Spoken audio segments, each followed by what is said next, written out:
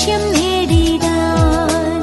നാഥാ നിന്നെ കാണാൻ, നിൻ പാദങ്ങൾ പുൽകാൻ, നിൻ കൃപയിൻ ആഴമറിയാൻ.